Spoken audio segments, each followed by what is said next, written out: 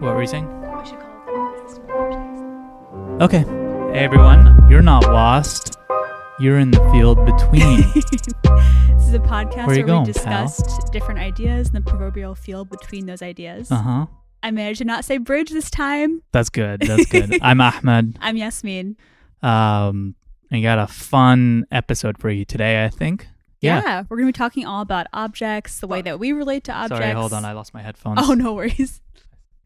Wait. Oh, for a second I thought you were wearing double headphones. I was like, that's crazy. I stepped on the cord. Gotcha. I think we're still good, though. Nice. So yeah, we're going to be discussing objects, our personal relationship to objects, different theories about objects, especially John Baudrillard's theories about objects. But before that, how are you doing today? I'm good. I've been having a lot of back pain this week. But I'm fine. Back pain, and also like your arm has been going numb, right? Yeah, that just happens. I think that's maybe, I don't know if it's necessarily the nerve damage from like my spine injury back in my mid-20s or whatever, but it just, it goes numb a lot. That sounds kind of terrifying. Like to the point where I'll wake up. You know, people say they get like numbness in their arm, but they can still kind of move it and stuff. This is like, I can't even move it. It's like a dead arm. Yeah. And then I have to pick it up with the other arm and move it around. Wait, I didn't know it was that extent. Yeah. That's really sad. It's pretty bad. It kind of hurts. So if anyone listening is a doctor and knows what the fuck is going on, I'd love some answers. We gotta. One thing I'm excited about for us to move is to really intentionally, from the ground up, build a good medical team for you. Yeah. The place that we're moving, Pittsburgh, has like incredible medical care, and we found good people in North Carolina. But I think it'll be nice to kind of start from scratch and like really think through how to find you like a good team of doctors that can work together. Yeah. Yeah. Well, what about you? It's raining and it feels really nice and lovely. It's very is. like soothing Friday vibes. I wonder if that will come through in the recording. It's pretty might. loud. Yeah, it's like a flood warning. I'm doing well. I finished the last chapter of my dissertation. All I've left is the conclusion. Well, you haven't finished the last chapter. I finished the last body just chapter. To be clear. I finished the last body chapter and I had a little meltdown, but I'm feeling better now. Mm-hmm. Just getting my sleep schedule back on track. Yeah. But bodies are so weird. Like I got my period 2 weeks early, which never happens. So I haven't been fasting. Astaghfirullah. I mean, it was kind of nice in a way because I had stopped fasting because I was having a hard time writing. Mm-hmm. But anyway, not feeling in the regular rhythm of things, looking forward to getting back to fasting tomorrow and inshallah hoping to kill the conclusion tomorrow. It'll be done. Yeah. Yeah. That's so exciting. I know. Ahmed has been like, he's always supportive, but he's been truly incredible this last month. Like, it's been very lovely. Well, I'm very grateful. Yeah, it's true. It really is true. Like, seriously, like he's edited everything. He's about to read the whole damn thing one more time before it goes to my committee. Yeah, I'm excited. But also just like, he's been cooking so much and just like, yeah, it's been very lovely and sweet. It's been nice. Well, you've been doing a lot more work than I have been, so. Yeah, but you've been doing more than someone who's not writing a dissertation. That's true. Yeah. But yeah, I think those are the main things that are up with us. We're excited. We're planning a really big iftar next week. Yeah. So we're excited for that to play out. I think that'll be really fun. Mm-hmm. A little Once nervous we're over also. that, I feel like I'll be able to focus on other things. But right now, I'm being asked to do all this shit that I'm just like, oh, I can't even think about it until after this iftar happens. What's all this stuff you're being asked? I don't know. Like people asking, they're just like, oh, you want to be like a part of this project or that or whatever. Popular and guy. then just also things that I have for myself that I've kind of not put on the back burner, but I'm like, I just can't think like about what? this. Just like other writing stuff. Yeah. You know what I'm saying? Like the screenplay idea you're excited about with your grandfather. Right. And yeah, that's fair. Yeah. But you've been doing a screenplay for this project that we're excited about. Yeah. And that you worked really hard on. I'm really proud of it. I'm excited. It's all the main script is done. There's just a few ancillary things that the real big lift on that is going to be the editing, right, and the sound design. So, yeah. But expect a special episode. It's going to be very special. Yeah, it'll be cool. Yeah. All right, let's get into it. Did you have items you wanted to start with? I had video. Okay, great, go for it. You had the video? I think that's a good lead into the reading, though. So you go first. Yeah. So like you said, the reading that we're going to be talking about is loosely related to, or not loosely. It is about just kind of consumerism and objects and things like that. And I was, went back through my camera roll to see what I had going on. So I've got two things for you that I think will hit. Okay. All right, hold on. Grandpa's feeling a little frisky today. Let me say something to all of you and be as clear and concise as possible. It's Ramadan, sir. I hope you thought about that before picking this. Oh, oops. What is he shooting? Oh, you'll see. Fuck Bud Light and fuck Anheuser-Busch. Have a terrific day. Well, What? this man, maybe I should have led the video in a little bit more, but so this guy, I chose it mostly because of the line, Grandpa's feeling a little frisky today, and the way he kind of said it as he was rubbing his chin and kind of turning around to face the camera, I found it very upsetting. But this man is upset with Budweiser and Anheuser-Busch, the beer distributor. I don't know, but okay. You've never heard of Budweiser? I've heard of Budweiser, but not the distributor. Yeah. Anheuser-Busch is like the I went to company that college. owns ABV is the stock ticker. Anyway, so they, I think I had to look it up, but he's pissed because they are doing some sort of marketing campaign with a trans rights activist. Oh, okay. Yeah, so he's pissed because they went woke. And so now he got his gun out to shoot the beer cans. Right, yeah. So That's this man is response.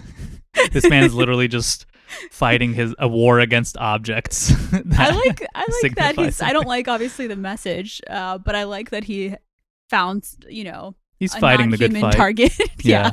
He's fighting the good fight. Not much else to be said of that, but if you do find the video, I just hold on. Just look at him as he turns around to face the camera. All right. Let me see if I can find my glasses. Okay, there. They're right there. I can't tell if it's too sexy or not sexy at all. Grandpa's feeling a little frisky today.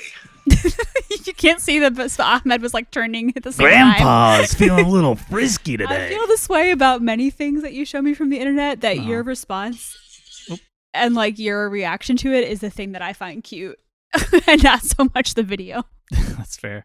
Okay, I got one other thing for you. So, I was really surprised. I guess Donald Trump did like a little press conference earlier in the week and said some things that I was surprised to hear and heartened, especially in the midst of his controversy around the indictment. So maybe he's trying to put a good foot forward. Let's see. Has capitalism resolved? It has solved no problems. It has looted the world. It has left us with all this poverty. It has created lifestyles and models of consumerism that are incompatible with reality. It has poisoned the waterways, oceans, rivers, lakes, seas, the atmosphere. It has produced an incredible waste of resources. Wow.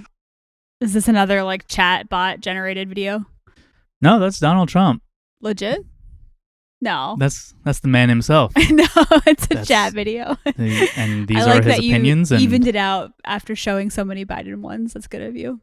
Yeah, well, yeah, I haven't heard Biden go up there and say anything like this. This is radical. That's pretty radical stuff.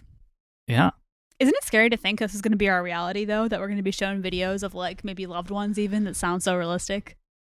Yeah. I guess someone would have to train it on the audio of a loved one. Like you'd have to train a model. But if you just, you could probably just input like our podcast, right? And then for quickly, us, we're generating enough content. Yeah, which is kind of scary. Yeah. Someone could put out a podcast of us saying super incriminating things. For sure. Yeah. For sure someone can. Yeah. We should try doing that to ourselves, see if it's possible. Like make a whole AI generated episode. At some point. Yeah. It seems like it would take more effort than I'm willing to put into this thing at this point. But that's fair. Yeah. Well, that's all I got for you. Good stuff. Yeah. Before this, I had Ahmed watch a video called Minimalist Home Decor Dystopia. Yeah. Which is by Chelsea Fagan. She's from The Financial Diet. It's a channel that I really enjoy. She does a lot of sort of like financial advice, but she's a Bernie supporter, and it's kind of very much like, how do we make the most of the shitty system that we're all in? Yeah. And so it's not the kind of like, what's the thing that everyone loves? The guy, like financial guru that a lot of people follow? Dave Ramsey. Yeah. Who I think that there's some merit to some of his ideas. Yeah. I haven't like explored him in depth, but I think this is underpinning of like personal responsibility and like, it's your fault if you're in debt, which Chelsea really doesn't have, which I appreciate. Yeah. And there also just aren't that many women in the personal finance space, so I like her a lot. Susie Orman. Don't know her. She's a big wig. Nice. I've never listened to her in my Okay. life, but she's popular. But yeah, this video is basically about this kind of aesthetic sensibility that's been popular recently of just having really kind of flat interior design that's very minimalist and very white. I can, are you going to play it or do you want me to? No, if you can insert some clips later, I'll it'd be insert awesome. some clips, Yeah. But she's talking about it both in reference to like a personal style, which I think she has less of an issue with, but also a way that like rental properties are being flipped, which makes sense to a certain extent, because if you come into a space and it's very blank, it's maybe easier to see yourself in that space. Yeah. But there's some things that she brought up in the video that I appreciated. This idea of kind of like a blank canvas as being really like a sign of social status, interestingly. Like the fact that you can afford to not have too many things that are cluttered or personal or kind of like textually or visually interesting. I think I was partial to the video because I think you and I both tend to like enjoy more brighter, vivid colors, or at least I do. Yeah. But yeah, it's definitely a phenomenon that I'd noticed. So it's interesting to hear someone talk about it in that way. Yeah, I thought the video had some really interesting points in it and things that I think we've pointed out for ourselves before. Yeah. Right? Like I think all these house flippers, especially in the South here, people who have some money. I think I made like a Twitter post at one point. It's like house flippers or frat bros with daddy's money have too much power over our aesthetic choices today because they're all just flipping houses and they're doing the same fucking minimalist sort of vinyl wood flooring aesthetic with the white countertops and grayscale the walls. white wall, the grayscale walls, and just like open floor plan ish sort of stuff with recessed lighting. It all looks quite bad. And I think on one hand it's cheap to replicate over and over, and that so it's being driven by that. And then on the other hand, it's people do say that it's maybe it photographs better also, because when you go in you can just take some like overexposed photos and the light kind of bounces around on all these white surfaces, and maybe there's something to that. True. I didn't think about that. But you also do see this aesthetic more and more in houses that are actually being lived in. So she takes the example of Kim and Kanye when they were living together. They actually did have this massive house that with had like no decor. It's kind of crazy. I remember watching the home tour. Yeah. It was this very bare organic architecture that she points out you have to be very wealthy to erase the impact of living in such a minimal space. Yeah, you have to have people who are constantly coming in and out and cleaning and taking care of that space. But the average person obviously can't really attain that, and so in your in your everyday minimalist house, it just kind of looks bare and unlived in a way that's kind of weird. But then there are traces of people being there. So it kind of just looks dirty. Like you see like white scuffed walls and all this shit, and things feel like they don't really have any heft or form to them. That's nice. It's very cookie cutter. It's almost like the Lego version of what Kim and Kanye have. Totally. Yeah, that's a good way to put it. And something she says in the video, which I really appreciate, is that it's not like she believes that there's a higher morality to aesthetics. Like things come in and out of fashion. Mid-century modern is very in fashion right now. We both love that aesthetic, and who knows, maybe it'll feel slightly dated in 20 years.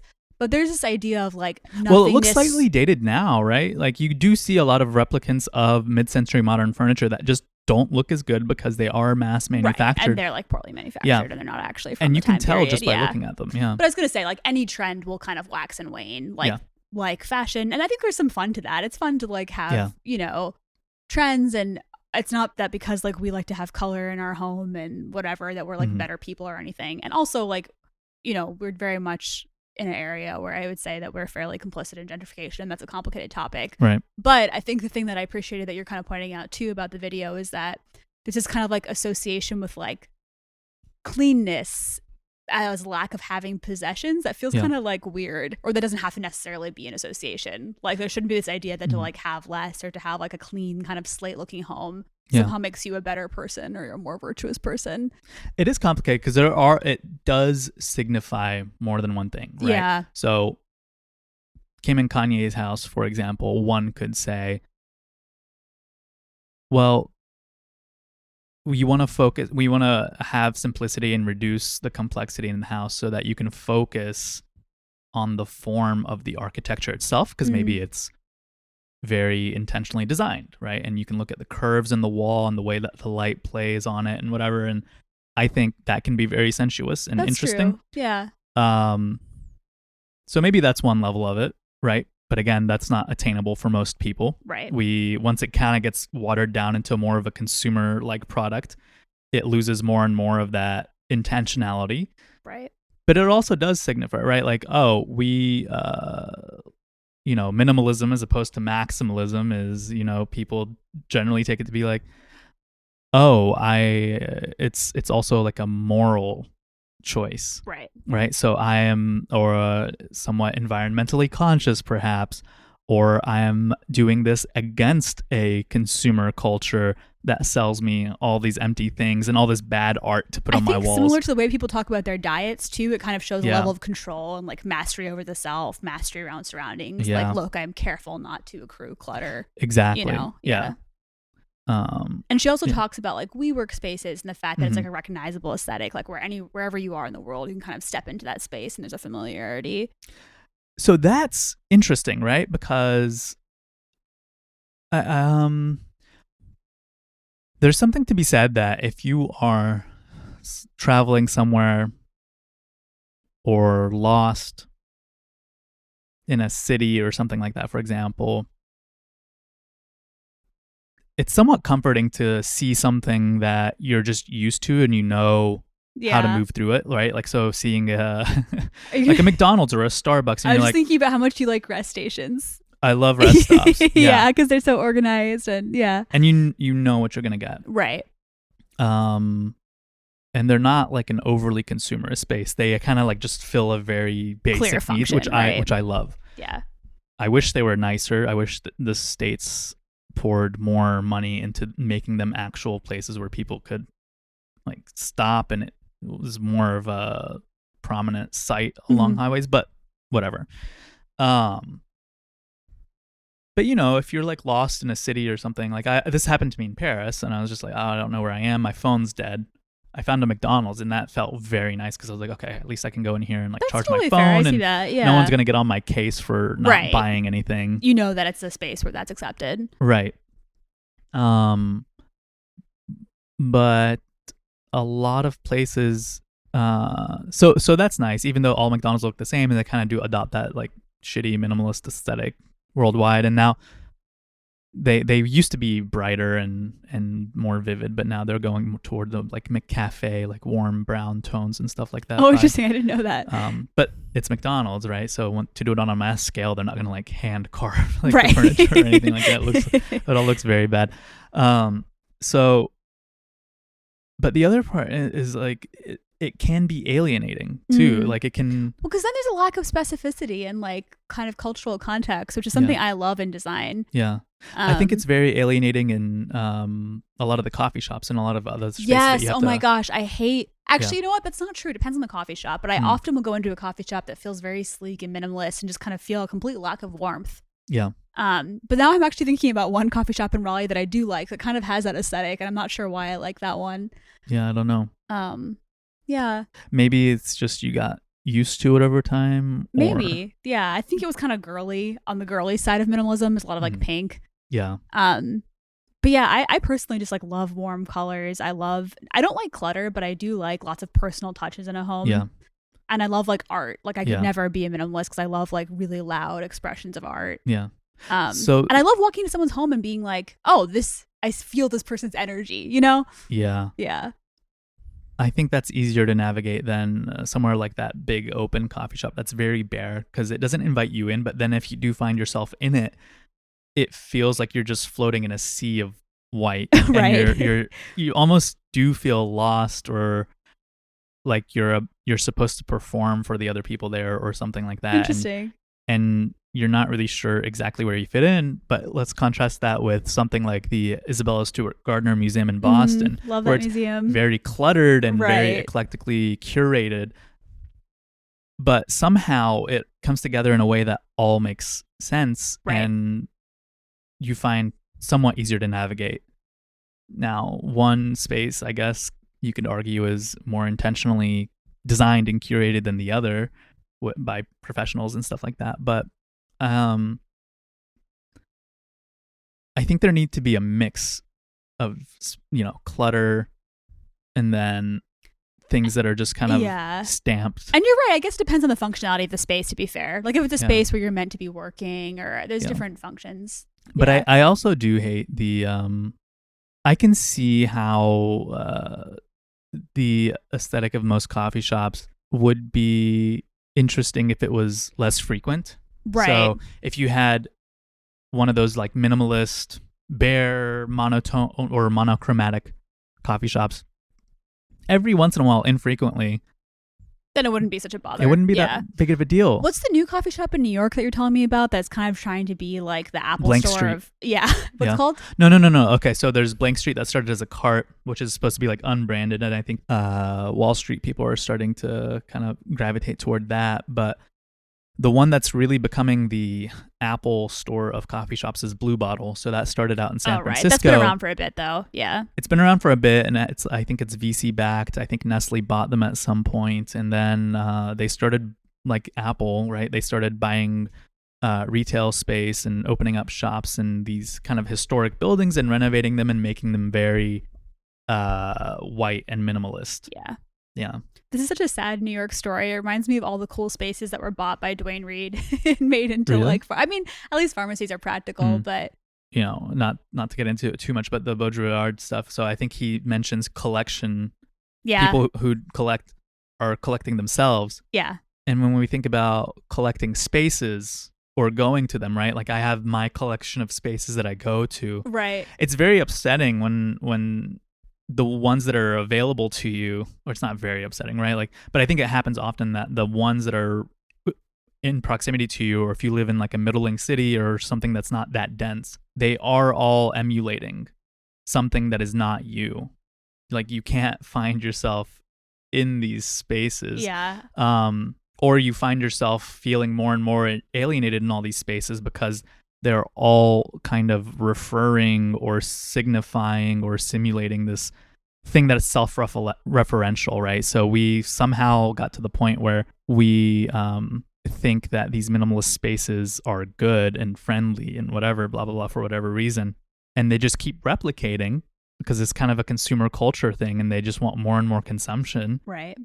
And now we find them very cold and alienating because that it's just been so diluted and reduced that it's hard to I think it's navigate. I think it's even in the way that we describe them, like, oh, the Apple store of coffee shops. The kind of intimation there is a kind of sterile environment, but you know what to expect, and it's going to be very like professional and business-like.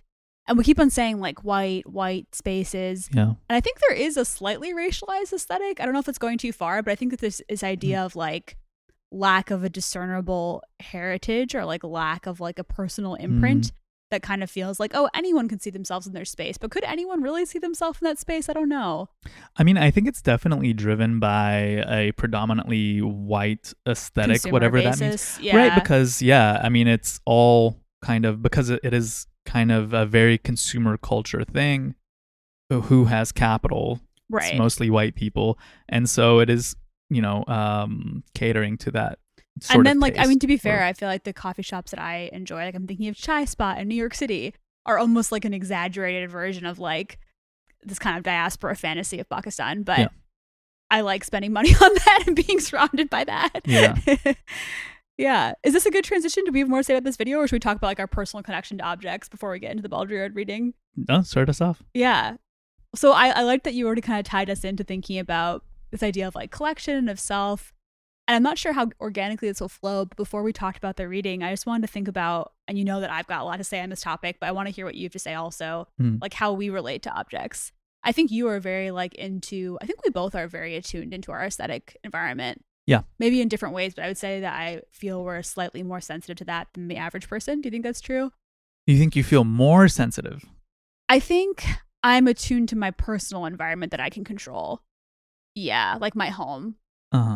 I was saying that of both of us, but I don't know. So what is your relationship with objects like? I'm saying you think you're more attuned to the collection of objects in your own personal space than the average person is in their own personal space. Well, I think my thing is I have objects and I have a complicated relationship. And so Right. in my home, I really like to know where everything belongs. Yeah. And when things are not where they belong, I'm very easily disoriented. Yeah. And I find that like in the world in general, I can't really control where things are. And so I really appreciate in my own space, like I'm very big on like putting things back. It's not even a cleanliness thing. It's just like a sorting thing. Like this lives here. That was actually language my mom would use with me when I was a kid because I always misplaced shit. And it was really helpful. She like constantly did it, poor thing. She was like, the keys live in this pocket. Like this is their home. Yeah. And I think it's kind of ingrained in my head. Like this object lives here. That object lives there. Yeah. Like this is how they are in relation to each other. Interesting. But yeah, I have a quote from a novel called Envy by Yuri Olyesha. It was published in 1927. I'm not like well versed in Russian literature, but what I've read I absolutely love. And I read this in college, and this was not the main point of the story, but it immediately grabbed me. I was like, this is exactly how I feel. And so the main character is kind of this sort of like middling, pathetic young man. That's not how I feel, but the next part is. Right. And he like is not doing a very good job adjusting to the communist system, and he's kind of like an anti-hero. But he has this description of objects, and he says, things don't like me. Furniture tries to trip me. Once some sort of lacquered corner literally bit me. With my blanket, I always have complex interrelations. Soup which is served to me never cools. If some kind of trinket, a coin, or a cuff link falls off the table, it usually rolls under some piece of almost immovable furniture. I crawl along the floor, and raising my head, I see how the sideboard is laughing. And I remember reading that, and I just loved it because I feel very out of sync with the built environment. Like I feel like I'm quite clumsy. And I feel like for someone who, I don't know, like thinks about things and theorizes a lot, I find it very frustrating that I'm slowed down by my physical interaction with objects. Yeah. And so yeah, I love that description of like objects like literally seeming to mock you and like shape, like shift form as you reach for them. Yeah.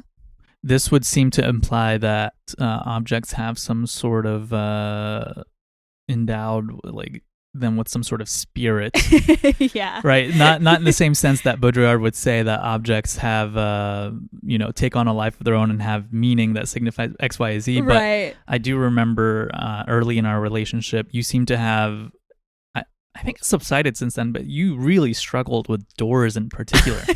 I still do. It's because your door was new to me. Like I wasn't able to open it very easily. But even, do you remember? So I lived in a building that had a front door that you needed to punch in a code. Yeah.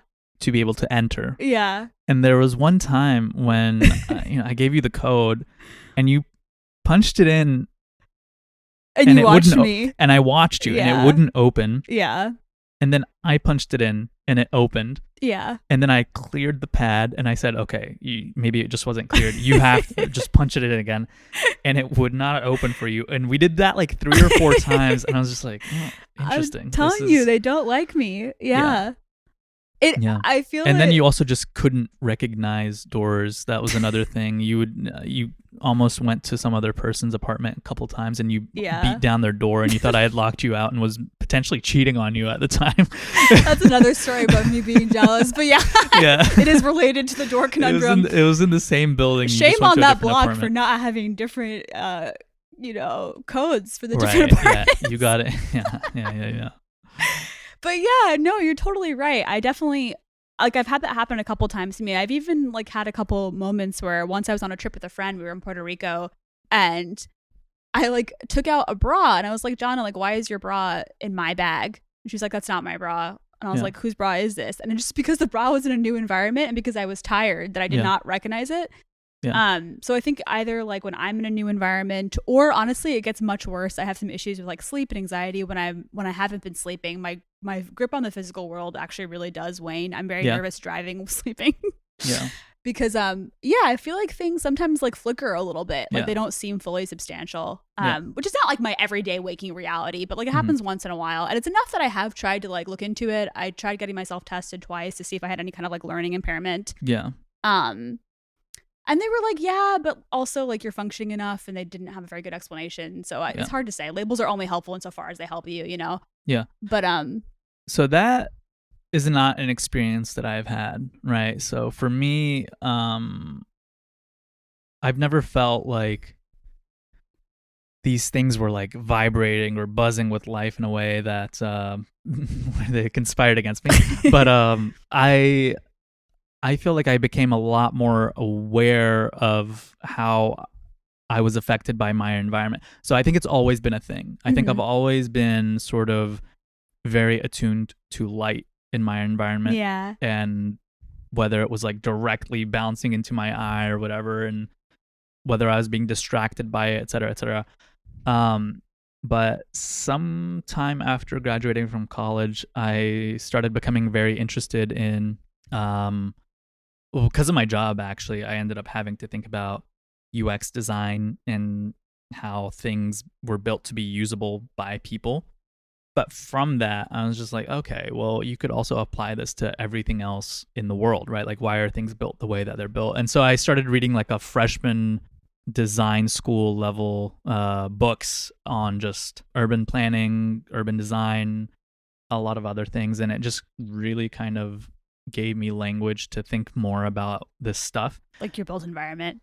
Built environment, yeah. And I'd also started to feel like very alienated in all the spaces that I went to, but I just didn't have the language for it. And I think it's because you have to pay for, there's no more like public square or There's anything like very that. little. There's some And gardens, there's like libraries, Yeah. that's it. Yeah. And even publicly designed spaces, you can see some design decisions made either with the explicit intent to be hostile toward people, or even when they're trying to be to serve people's needs, the form or what it signifies takes precedence over or supersedes the function of the thing, right? So there's really not a lot of consideration for aesthetic choices in a serious way. But you do in a way that you're right, in a way that kind of thinks about aesthetics, not something frivolous, but about something that gives life like meaning and beauty. Yeah. Yeah, exactly. You get these like weird, ugly metal benches, but they look very blocky and they come out of the ground in a way that seems like they don't. That like, have you seen those? Right, like the park benches or whatever that seem to kind of be a giant block that just kind of float, and then Ones that like come out of the ground that are kind of gradual, or they come out. Yeah, they come out of the ground, or sometimes they're not so gradual, but then they all have those little metal, things to keep skateboarders or like people from lying down or or whatever. Like homeless from lying down. Yeah. So there's just like a lot of spaces that, and in light of just kind of the scarcity of good public space, we then turn to a lot of, I find myself going to coffee shops a lot. Right. Which almost feel like a kind of like as close as you can get to a public square, because like especially we like to like go to really local coffee shops in our neighborhoods that we live in, and we see people all the time, which is really lovely. Yeah. But it is kind of sad because you're right, it's not we're paying to be there. It's not actually fully a public space. Yeah. Right. And so a lot of them are very exclusionary, and I think again designed to either not keep you there very long, right? Because they need a certain level of turnover in order to be a viable business, because real estate is expensive, and or again, they're kind of doing the same thing that the house flippers are doing, where they're curating this minimalist experience, that when you think about it, like no one really wants. Yeah. But even coffee shops that we love, like Morning Times in Raleigh or Cocoa Cinnamon in Durham, that have a lot of character and are really beautiful, there is still the idea that you have to pay to be there, and they're not actually public, even though I think both those institutions like try as much as they possibly can within a capitalist framework to get there, which I appreciate. One of them does. One of them, yeah. I don't know about the other. Yeah. This is a little bit of a different turn, but you also seem to be really thoughtful about your relationship to objects in terms of physical material. Like you've gotten very sensitive to fabric on your skin, right? Mm-hmm. Yeah, I don't know if it would be. I would say that's more of the also what Baudrillard would say about collections and things like that, right? But don't you you don't like the feeling of synthetics? I mean, yes, you love Raleigh denim, but in addition to that, so you like feel itchy, right, when you don't wear like clothing that is of a certain. Yeah, if something just doesn't feel good on my body, I don't wear it, and I find that like kind of natural fibers are for me better. They feel better. Yeah. Sounds bougie as hell. I feel like you just kind of put me on blast a There's little something bit. to that probably. But you Maybe. don't see that as the same kind of relationship to object? No. I Okay. think for me, it's more about thinking about how your everyday interactions and what you do and what you think and how you, to the extent you can, self-actualize is either enhanced or limited by the objects in your path every day.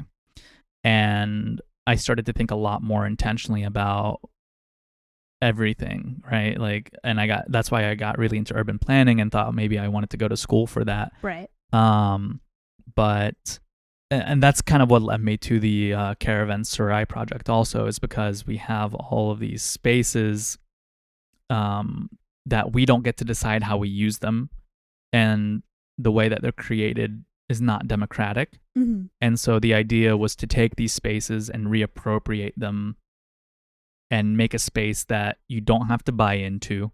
Right. And you get to decide how you use it for a night, and hopefully it's used for Community. to create a situation Yeah. that community flourishes. So those of you who are not familiar, Caravanserai are these chai pop-ups and underutilized spaces that we kind of make public spaces, but they're not permitted. It's a project that Ahmed started, that he's been planning for a long time, that he started in earnest a year and a half ago. And so he does lots of pop-ups around the Triangle area. Yeah. So it's kind of a critique of space at some point. There are a lot of writings that I've been wanting to do for it, but I just haven't gotten around to it. Yeah. Any other thoughts about personal objects before we move into the reading? No. Okay. Do you want to, so you did some research on John Baudrillard. Do you want to tell us about him a little bit before we get into the reading? Right. So I didn't do you're going to lead us through his actual book. Yeah, the system I of was kind of objects. just doing some ancillary reading. But I don't know anything about him, so I'm excited to learn. Yeah. Well, I don't know that much about him, but I'll tell you about. So I kind of started doing some ancillary reading about the Situationists. So I guess he was part of this movement, and it was comprised of a lot of artists and writers and blah blah blah. What's the rough time period? Oh fuck! Sorry. You're gonna tell me. I want to say like 60s. But Okay, that I'm sounds not, right. I can Google it while you're talking. Yeah, Google it while I'm. I think it's around the 60s. Yeah, But founded they- 1957. Nice. Nice. So they saw themselves as kind of expanding on a lot of Marxist critiques of capital. So they expanded a lot of Marxist theories on alienation and believing that things like commodity fetishism were no longer limited to fundamental components of capitalism, and that they were kind of more pervasive through everyday life, right? So in the objects and that we buy, the media culture that we consume, et cetera, et cetera. And they really wanted to create situations where I guess people could experience or had the potential for liberation. Oh, that's so tied into Caravanserai. That's so cool. Yeah. Interesting. I was just like, before I even really knew about Situationists or whatever. Because I've never right, heard of the group before. Yeah. I think it's something that you can arrive at naturally, right? So if you That's have a true case with all good theory, in my opinion. you kind could of just get be a to guy part in the of it. 60s Yeah. saying some shit, and then they'd be like, wow, you should be a professor and write a book, sir. No, but I mean that genuinely. Whenever people talk about theory as this abstract ideal, I feel like good theory is something that if you were sitting alone, it might give you more nuanced language, but you should be able to kind of get to. Yeah. Yeah. Or not just sitting alone, like through your lived experience. But that's really interesting. Yeah, like I just sat around and be like, man, I fucking hate all these coffee shops. Right. What does that mean? Why is the city, why are these that's buildings so why ugly? Ahmed makes fun of me, and I know I do it a lot, but it is a good thing to be like, what does this mean? You know, what does this signify? Yeah. You know how I've been walking around? I would describe the Situationists as I've been doing this impression lately. I don't know where I got it from or why I started doing it, but I've been saying, oh, it's like a metaphor, isn't it? You know? I just really like in a makes me laugh. stupid I don't British know why. voice. He just says it at really silly times. Yeah, but when I was reading this, I was like, oh, that's these guys. It's just a That's what bunch they of were guys. doing. It's just a bunch They're of guys. like walking around at the park, and they're just Yeah, like, it's damn, oh, it's a metaphor. It's like a metaphor, isn't it? Yeah. Yeah, so that's pretty much Situationists. Nice. That's very cool. I mean, it makes sense, but I didn't know that this book was a part of like a larger movement. Yeah. Yeah. But yeah, that's kind of like a little intro, but I think you can take us into the reading a little bit. Great. So I started reading this initially actually because I wanted to write an article related to my dissertation. And I kind of went off on this tangent and read stuff for like 2 months, very little of which has actually made it into my dissertation.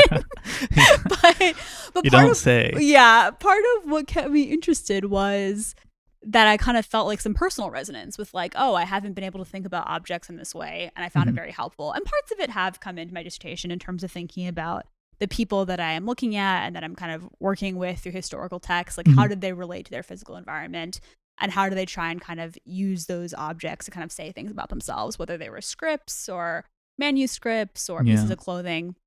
And so actually the first time that we talked about this reading, I had just had a really weird out-of-body experience that I was feeling pretty off and not connected to my body, not connected to my physical environment. Yeah. And it was super grounding to talk about. So I've got good memories with this text. Yeah.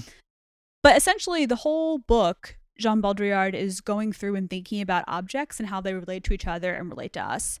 So he starts off by saying that there is such an intense proliferation of objects that we don't have the capacity to kind of classify them all the way that we classify flora or fauna. But we can still think about objects in terms of like systems. Yes. And he says that human beings and objects are bound together and that objects take on an emotional value that we can call a presence. So even if you don't think that I'm looking around our home, like this coffee shop is literally imbued with some kind of spirit, but it has a sort of presence, right? Table. Coffee table, right? Did I say coffee shop? Yeah. Yeah, coffee table. Like it kind of, it's circularly shaped. There's a way that we hope that people in our home gather around it. There's a kind of story that we tell by putting this here, right? Yeah, and it's one that we bought off of Article. It's a very like kind of mid-century modern replica knockoff. I like it. Ahmed's trying to get rid of this coffee table, but I like it. Yeah, it's not my favorite purchase that we've made. It does the job. So I'll kind of read this quote. One of these quotes is from page 16. One is from 27, if anyone happens to have a copy, and then we can talk about it a little bit. So, quote, in their anthropomorphism, the objects that furnish the home, become household gods, spatial incarnations of the emotional bonds and the permanence of the family group. These gods enjoyed a gentle immorality until the advent of a modern generation, which has cast them aside, dispersed them, even on occasion reinstate them in an up-to-date nostalgia for whatever is old. Man no longer consumes his objects. He does not view himself as susceptible to internalization. Instead, he dominates, controls, and orders them. And I think that ties really well into the minimalism kind of conversation. Like this idea that we are trying to show mastery of environment. What do you think about that? So is he saying that this is pre-system of objects or... So I don't think he's saying that it's within the new system that we have system of objects, but what that's kind of new in the modern era that we live in is that we kind of color objects in one, a way that's supposed to tell a story of the self, and two, that it's important to us to order them, like kind of it's almost like a maniacal energy to how we try to like order things and sort of show that we can kind of control our environment. Because I thought the idea in the system of objects was that man has kind of not become subservient to, but that we've become dominated by the objects. So I think it's both. I think he says first, like thinking about the way that we relate to objects, but then he says later on in the piece that objects kind of like signify leisure. Basically that we're trying to tell a story through our possessions. Yeah. But I guess there is a kind of underlying idea of like what kind of freedom is that really, right? To kind of only be able to relate through objects. I was just interested in this kind of particular quote about thinking about anthropomorphism with household goods. And kind of thinking about the way that just kind of looking around the built environment of our house, even like what sort of stories we're trying to tell or that we fall into with the way that we relate objects to one another. Yeah. So he also says every object has two functions: to be used and to be possessed. And I find this idea of like possession very interesting, that it's not just that it has a functional use, but that again, it's sort of telling a story about the self and about kind of our wishes for ourself. Yeah. Like the bookshelf above your head. Right. Which has like, it's like a weird shrine to It's display. It's a display. Yeah, it's a display. It's a really good display. I like it. He also says that we have a special kind of dynamic symbolism with objects, so we take on their function. So for example, when you brake on your car, you say I brake. So you kind of become fused with the car and fused with its like meaning, energy, and what it's doing. Well, you're pressing the brake. You are, but he points out that you don't say I brake Unless you're with in a horse. Tesla, then the car is braking. Right. You wouldn't say He points I out, like, brake. if you're riding a horse, Uh-huh. you understand the horse to be its own kind of sentient being. You wouldn't say, like, Right. I brake to stop the horse. Yeah. But with the car, it almost becomes like you are showing and exerting your mastery over the car. It almost becomes kind of one with you, which is interesting. Well, I've never ridden a horse. What would I say if I was riding a horse and I would say I parked my horse outside. Would you? Yeah. I parked my horse. Yeah, I parked my horse outside. All right. What was that Lil Nas X song? I'm going to take my horse down the Old Town Road. Yeah. He doesn't say my horse and I are going down the Old Town Road as two separate beings. And then the classic kind of Baudrillard line, which has been a lot of funny memes about online, is that an image always references other images.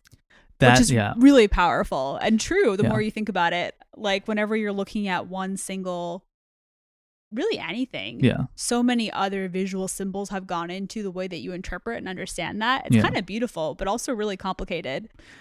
Yeah, and I think this is has a lot of implications, right? So there's this self-reference that's going on within the system of objects, and I think that's where a lot of the critique is on alienation is I'd be interested to know actually if there is any sort of timeline that any of these guys give, and they probably do, and I just haven't read it, so I'd be interested to kind of read more deeply on this later. But if there's a timeline for when the system of objects sort of began, because has man always had this, right? Because this seems to be a critique of a consumerist culture that is something of a more recent phenomena. And I don't know if it would have existed beforehand. Yeah, he actually mentions that at one point. He talks about how before the modern era, he uses the term primitive peoples, which we'll forgive him for. Obviously, we would not use that term. But that there was this kind of aspiration to functionality, and that particularly the kind of commodification of nostalgia is a very modern phenomenon. The idea of like having a record player, which I have a record player, but I mean, of course, there have always been old things, but kind of like particularly consuming, not just kind of inheriting family heirlooms. He talks about it's like a very modern phenomenon. So I think it's kind of a post-nation state, post-capitalism kind of conversation. Yeah. Right. Yeah. Like I think there's an example of a vintage object. Right. You acquire it within kind of the modern period, and it's referring to it's like a simulacra of itself from before the system of objects. And but the more and more kind of the consumerist culture grows and these things are replicated, things just become more and more self-referential. And I think, and this is me saying this, I don't know if he would say this or if this is a good analysis of his work, but the meaning of things becomes very diluted over time. And I think there's an emptiness to that the more and more they collect. And I think not only just for physical objects, but for cultural objects, right? So I think memes are a good example of this, or even just some sorts of languages or phrases that we use, especially ones that are just kind of like handed to us from in kind of a top-down manner, right? So maybe catchy phrases from a marketing campaign or from a TV show that people really like, right? Like, I can't think of one offhand, but this is a dumb example, but people used to be like, awkward turtle or whatever. I loved awkward turtle. Yeah. But they are, it was something that somehow caught on, and I think was just used over and over and over. And at one point it was referencing this thing, but then the more it got used, it kind of became a stand-in for a moment, or it was just a template that was easy to fall back on, that I think kind of puts a wedge between a person and the thing that they are actually trying to express. Yeah. Or maybe even the person is incapable of knowing what they are actually trying to express because they're just kind of repeating these things that are cycling through them, these little objects or cultural artifacts that are that they're picking up and kind of throwing back out. So he says towards the end of the text, consumption is the virtual totality of all objects and messages, ready constituted as a more or less coherent discourse. And then he also says consumption is irrepressible because it's founded on lack, which I think is really similar to what you're saying, though he seems to be kind of like specifically saying referencing it better. Lacanian language here of lack. I think that timeline's right. Maybe Lacan was after this, but yeah, this idea of, I mean, obviously we need objects. I don't think that's the critique. I think the critique is kind of what you're talking about, that it's trying to kind of fill a void that could be filled with community, particularly when it comes to trying to like have mastery over your immediate environment in a way that isn't like ultimately meaningful, perhaps. Or he might not even be going that far and making that critique is more of an observation, but the constant drive to have like, I mean, I'm so guilty of this. I'm always thinking about like, how can I refine my wardrobe? How can I like refine our home? But that there's something kind of compulsive about that in a way that we don't actually have control over the rest of our lives, I think is true. Well, I think also they say that capitalism, particularly in the consumerist culture, creates desires where there weren't any before. Yeah. And also numbs you to other forms of desire, I think. It does, yeah. So there's a drive from the kind of underlying economic system to kind of just constantly produce, and because we're producing all this shit, otherwise if we don't, the system just kind of comes to a halt. Right. We have to invent these desires within people. And so we just kind of become these empty vessels who, through the process of alienation and perpetuating this capitalist system, the more we willingly or unwillingly participate in it, and then it kind of, the byproduct of that is the thing that we kind of collect these objects to try to feel fulfilled or to signify something about ourselves. Should I read the part on collecting? Because I think we've referenced that a couple times. Yeah. He says, when you're a collector, no one object suffices. You want a series. Collecting transforms everyday objects into poetry. That part is actually kind of sweet because I think that's sort of true. I think about like, we've got a collection of mugs, many of which are from North Carolina, and from like particular like coffee shops and diners in North Carolina that we love. And I think about a lot now that we're about to move, how nice it'll be to have those. Yeah. And so I think there's a sweetness to it, but I think there is also a little bit of a, I don't know, this is going to sound critical in a way that I don't necessarily mean, but a compulsiveness. I can just think about people I love who collect, who like are serious collectors. And there's a kind of, they really imbue those objects with value, even though they don't objectively have any value, which is interesting. There are also the people who collect not even to use the object, right? Right, like just for like display. He calls that a regressive activity, which is a little harsh. Or not even display. It's like a hobby. Yeah. Well, the collection. So I think there's something in there about you. When people collect, they collect themselves. Right. Right. And I don't know if that's always true, right? Because they're now in kind of a consumerist, heavily financialized and speculative economy, people do collect based on what they think other people are. Like you're collecting other people potentially so that you can sell them themselves. So an example is have you ever heard of StockX? No. So it's essentially, I think the creator wanted to create a stock market for clothes. Okay. And his idea, I mean, and so now people sell clothes on the secondhand market through this website, and you can bid on stuff. It's not really all that different from eBay. Yeah. But it's just like specifically tailored toward kind of hype beast clothing. I bought a hoodie from there. But I bought a hoodie and it was secondhand, but the person had purchased it when it first came out, knowing that it was kind of a limited release and that they were speculating on the price of it, knowing that someone would want it down the line. Yeah. And it had the tag on it. It had never been worn. This person was just collecting these hoodies, knowing that someone else would want it at some point. And I think that happens more and more where people are doing that with... That's super interesting, but I think that's different than the kind of collecting he's talking about, right? Because he's talking about like kind of personal collections that you show in your home. But that's a good point that collections have become so popular, or like the need to create kind of a false scarcity. Yeah. Like when tickets go up on Ticketmaster and everyone buys them so they can resell them. Yeah. There's definitely kind of like an air of exclusivity there. But I think he's talking about like a mug collection, or, you know, like we have a collection of Legos, or we have a collection of paintings. You know what I mean? Like that kind of thing. But the collection, so the collection of objects in an environment, I guess it depends on whether it's being used by you or someone else. But I guess just to kind of go back to the example of the house flipper, is that there is some sort of collection of objects in there that may not even be indicative of the house flipper's overall, self or how they want to express themselves.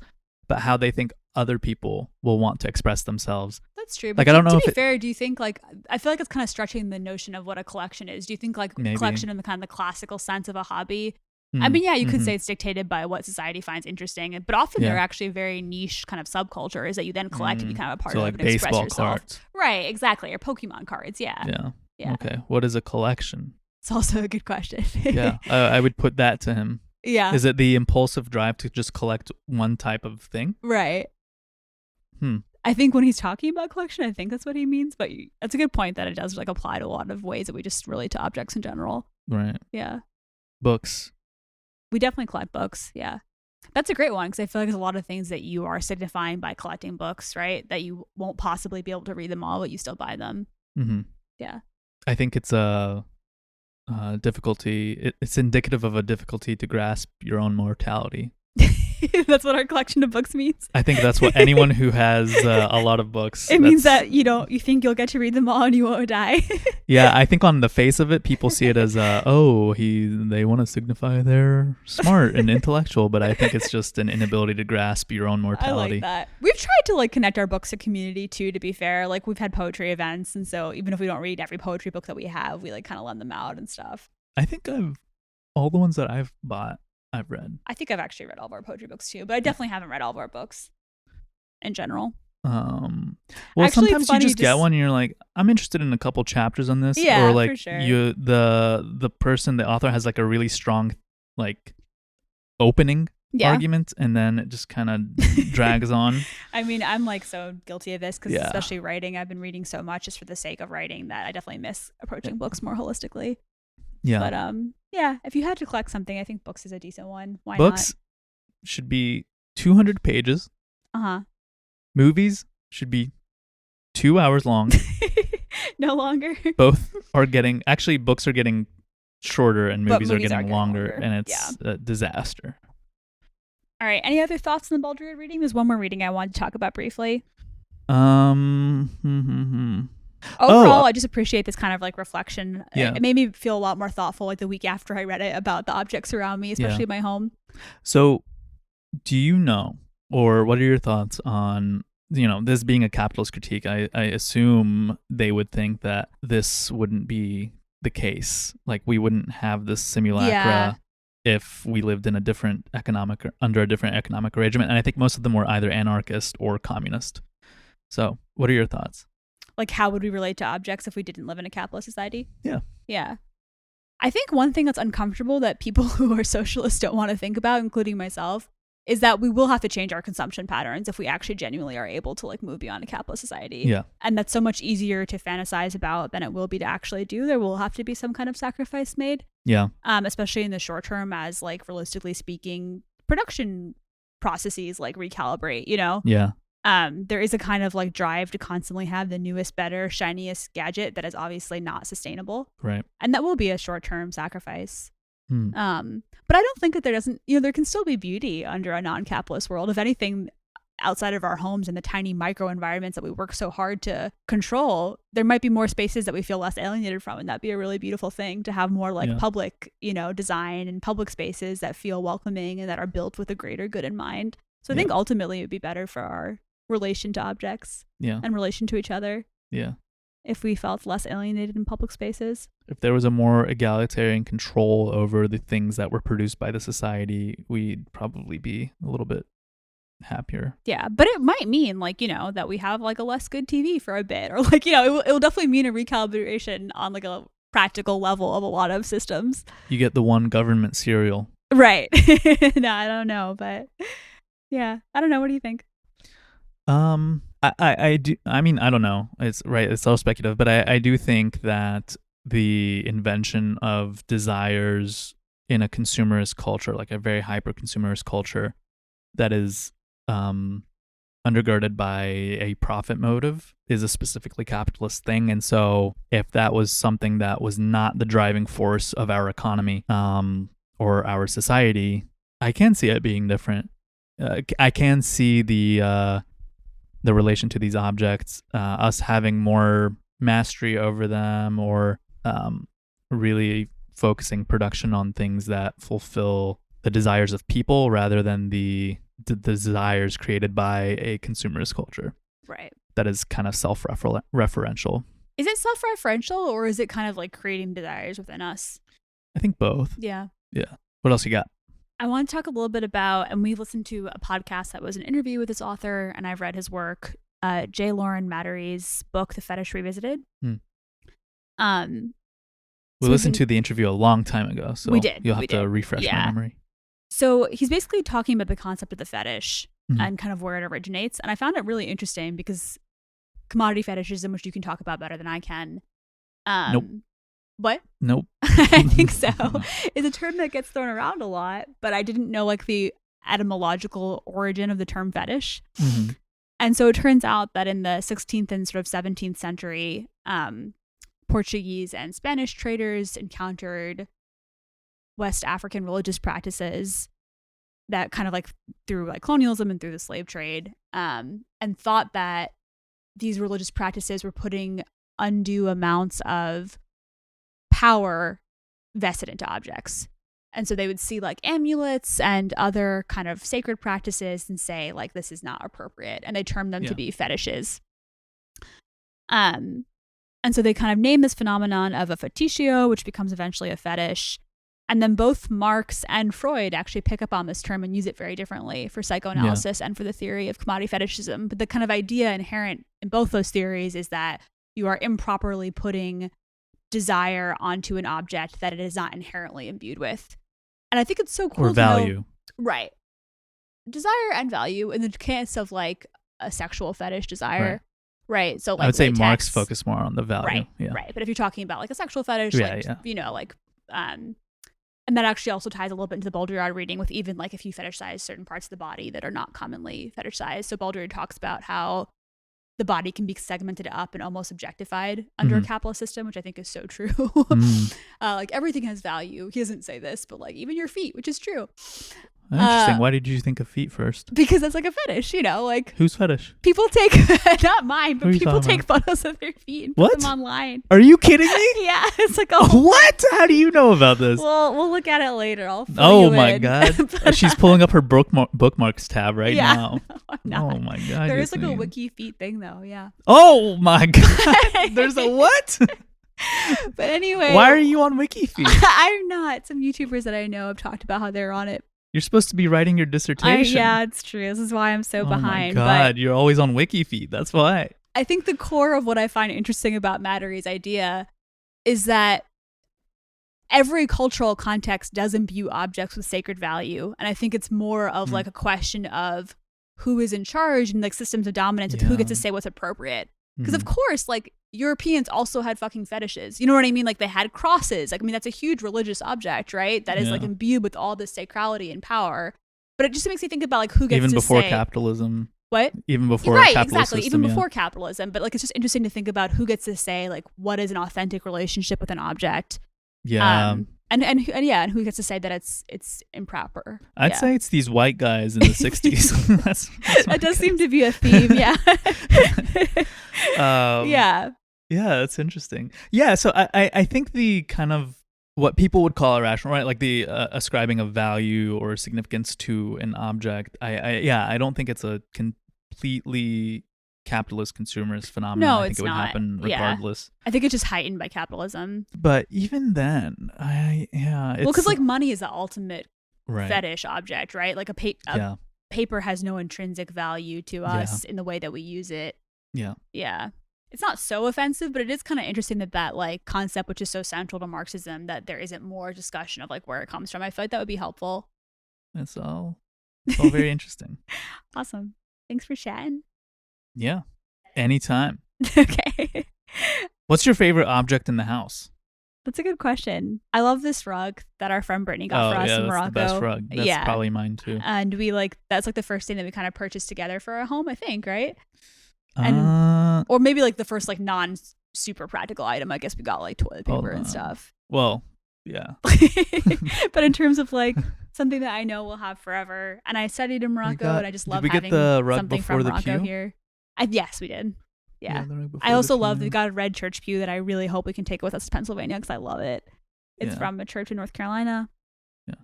They were switching over to like regular chairs. They didn't go out of business. Otherwise, it would have some sad vibes, but it does not. Yeah. How about you? Yeah, I think the rug is mine. The rug and the pew. I like the rug. I like your That's why blender. I was sorry, very go first. sad when the cat peed on it. But it recovered. Not batata. Yeah. My old cat, who we still love. who Rest now in peace. Lives with my roommate. She did not die. Oh. Lived with my old roommate. Yeah. Yeah. It lends a lot of color and warmth. I like it. Mm-hmm. I think it's inviting. I think that's why we got it. Yeah. And we wanted to signify our North African roots. Yeah. Right? Right. Yeah. So that's pretty cool. Yeah. All right. Bye. Bye.